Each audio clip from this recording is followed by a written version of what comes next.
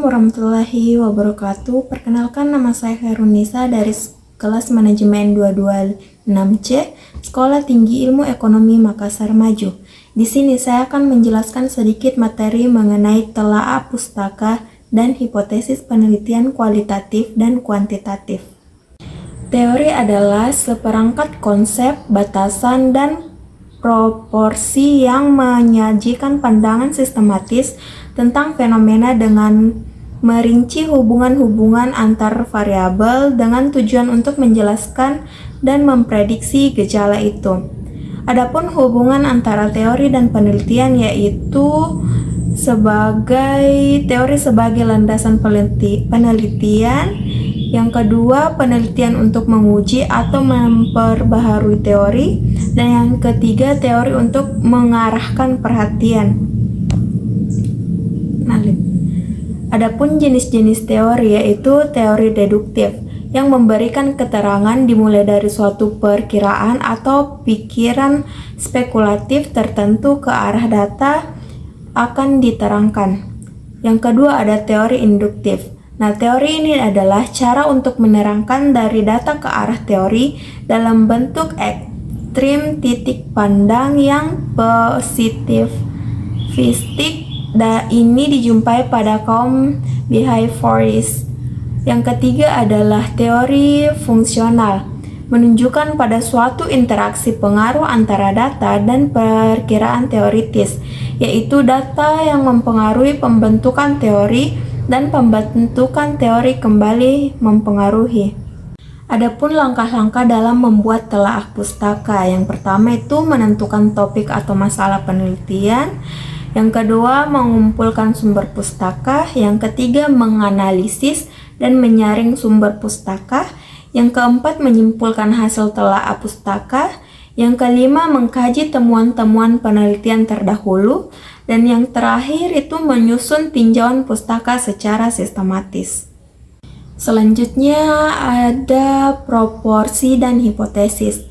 Adapun hubungan antara proporsi dan hipotesis yaitu proporsi memberikan dasar teori atau hubungan logis yang dapat digunakan untuk memutuskan hipotesis dalam penelitian.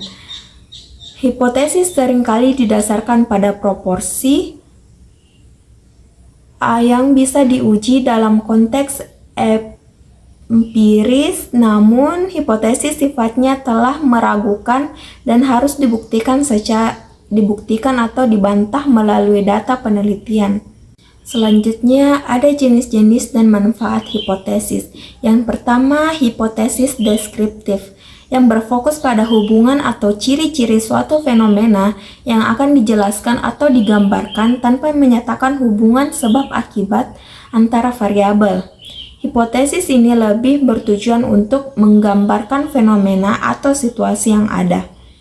Yang kedua ada hipotesis asosiatif, menyatakan hubungan antara dua atau lebih variabel tanpa mengimplementasikan hubungan sebab akibat secara langsung.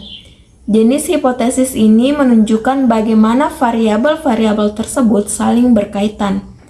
Yang terakhir ada hipotesis nol dan alternatif. Hipotesis nol menyatakan tidak ada hubungan atau perbedaan antara variabel yang diteliti. Biasanya, hipotesis ini digunakan sebagai hipotesis awal yang diuji dan dicari pembuktiannya melalui analisis statistik. Sedangkan hipotesis alternatif adalah hipotesis yang berlawanan dengan hipotesis nol dan menyatakan adanya hubungan atau perbedaan yang signifikan antara variabel. Selanjutnya, kriteria hipotesis yang baik dalam penelitian. Yang pertama itu harus jelas dan spesifik, dapat diuji, logis berdasarkan teori literatur yang ada, relevan dengan masalah, kontens variabel yang dapat diukur, kontens hubungan antara variabel yang jelas, serta memungkinkan untuk menarik kesimpulan. Selanjutnya, ada pun langkah-langkah dalam menguji hipotesis. Yang pertama itu kita harus menentukan formulasi hipotesis terlebih dahulu.